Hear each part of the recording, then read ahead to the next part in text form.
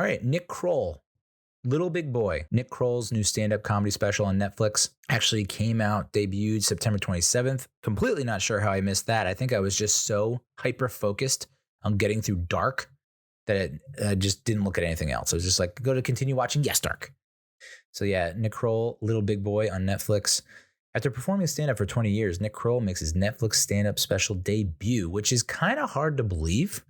The dude who has created Big Mouth for you, Netflix, and this must be a Kroll thing. It must not be a Netflix thing. I'm sure Netflix has harassed the piss out of him about putting out a stand-up special on their platform. And he's probably been like, no. Anyway, filmed at the Warner Theater in Washington, D.C., and then theater is also spelled like weirdly.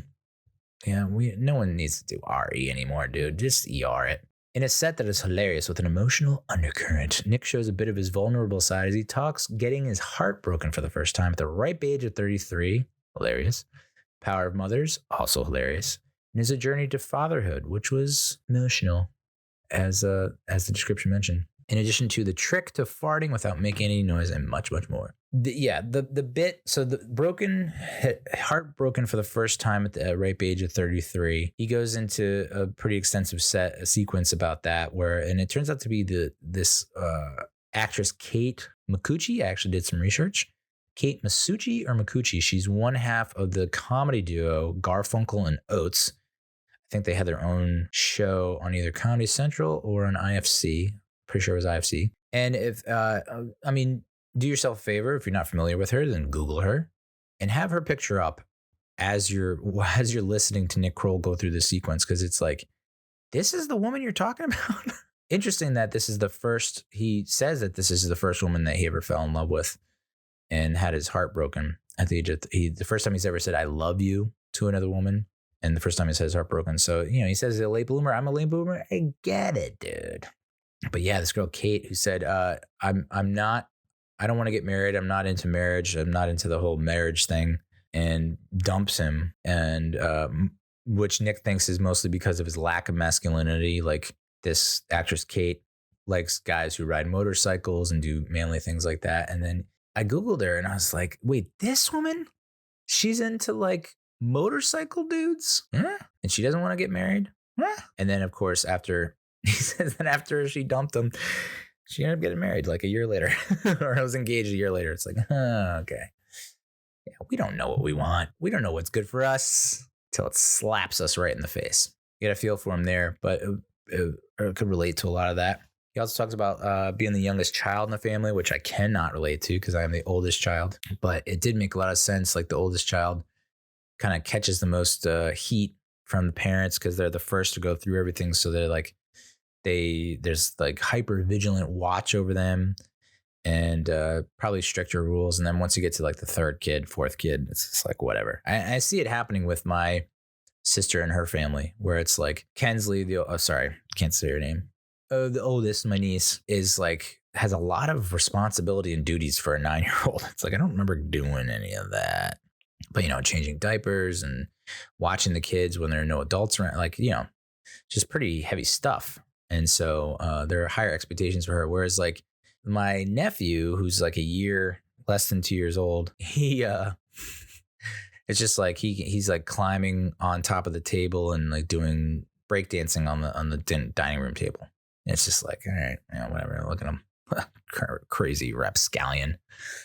The youngest kid. And Nick Kroll is the youngest kid in his family. And so he kind of, he can get away with a lot more. I mean, he was talking about how his oldest brother at the age of 16, like can drive stick and do all these things that are like hyper masculine, and then try to teach Nick how to drive stick. And Nick was just like, no, thanks. Bye. Like, yeah, that sounds like, oddly enough, that sounds like what I would do in that situation. He ended up dating Amy Poehler, and I was kind of hoping that would pan out. Of course, I was a big fan of Will Arnett and Amy Poehler, and was devastated when they freaking broke up, or got divorced, which I think happened in 2013. And that's when Kroll started dating Amy Poehler. So I'm wondering if they got together whilst married. I don't know. That ended almost 2 years later.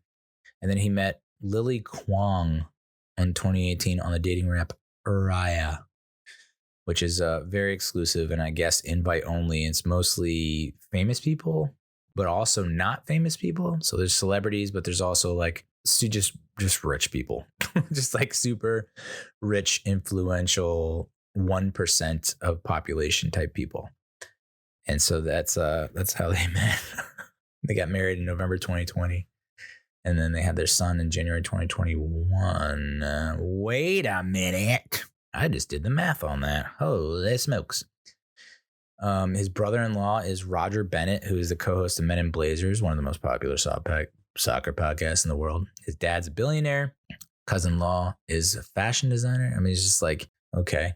He does this during the masculinity segment where he's talking about masculinity and how just like it just wasn't really in the cards for him. He would do these impressions of Jason Statham, which I'm surprised more people don't do impressions of Jason Statham because it is a pretty distinguished type voice. And he did it and he freaking nails it, dude. I mean, it's such a good impression. And every time there's like moments where Nick needed to be masculine and wasn't, you have Jason Statham going, oh, right. I'm not going to be able to do it. I'm not going to be able to do it. I thought I could do it. I'm not going to be able to do it. I wish now I want to do it, but I can't do it. Nope, still can't do it.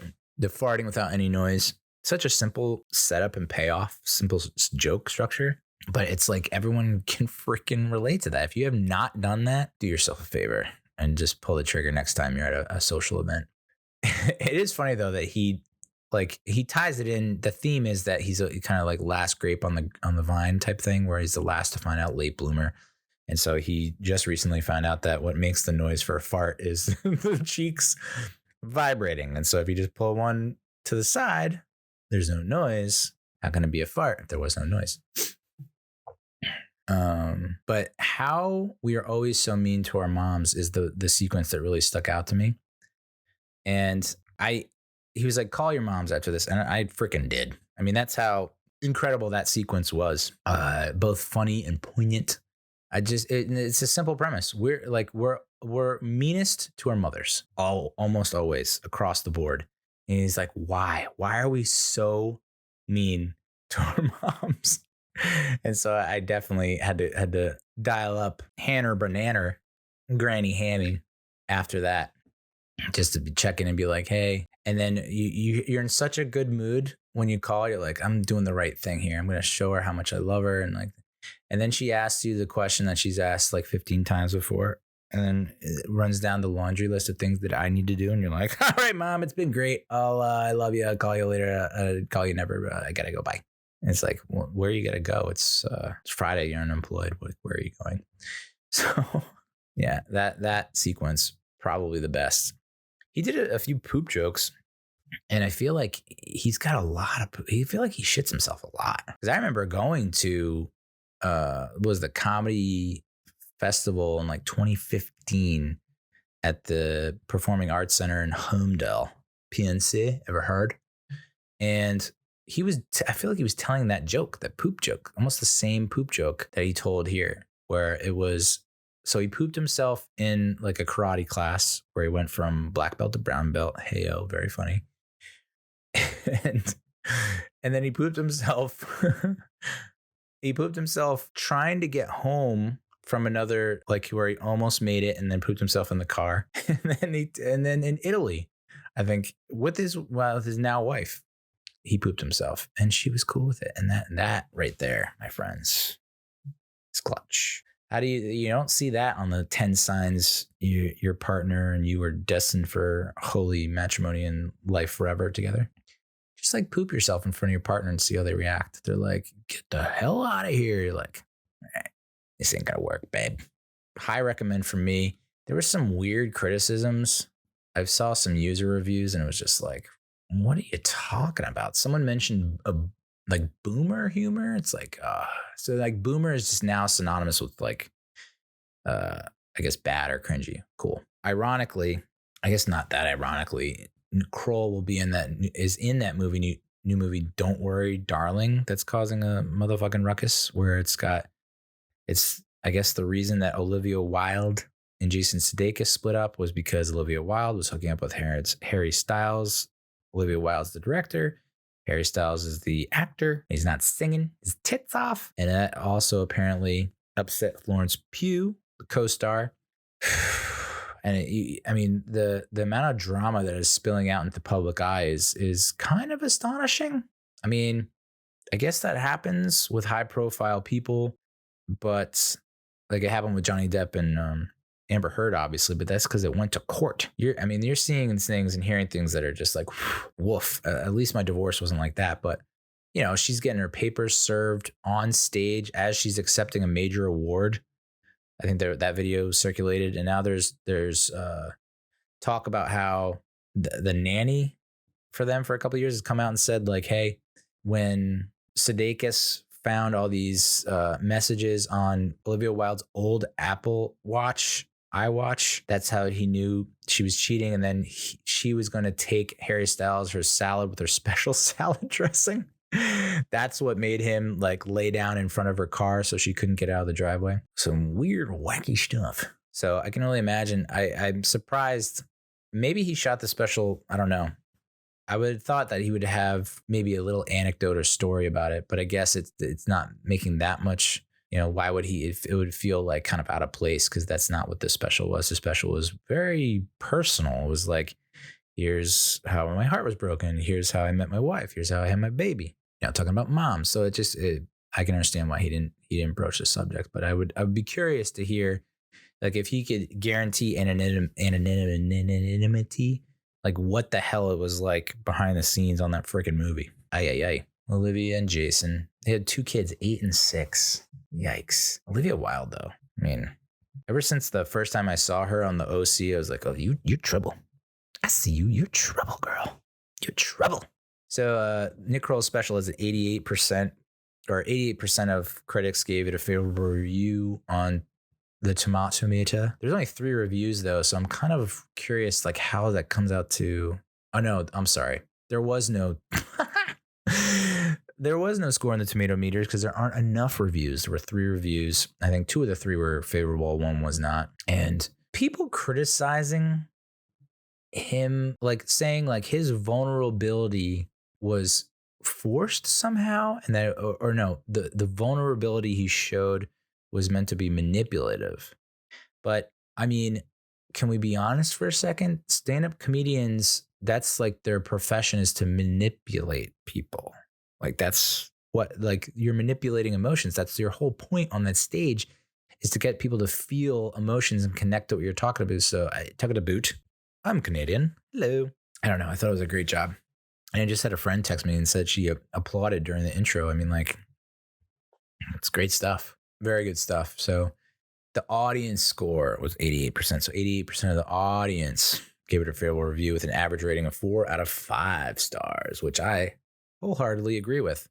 Somehow, some way, the IMDb rating for Nick Kroll is 6.7 out of 10, which feels low. That's only like 600 users. Looks like the majority of people gave it a 7 or an 8. I think I gave it an 8. A 6, 7, or 8 is what it's kind of like right in that area, that range. And what's cool about the IMDb ratings now is they have like this breakdown of males versus females and the ages and all that. So women 18 to 29 gave it a 7.7 average, which is interesting to me. I don't know why, but I mean, I love Nick Kroll. I feel like he, and he mentions that he's not as hyper masculine. So I imagine that's why a lot of alphas don't tune in.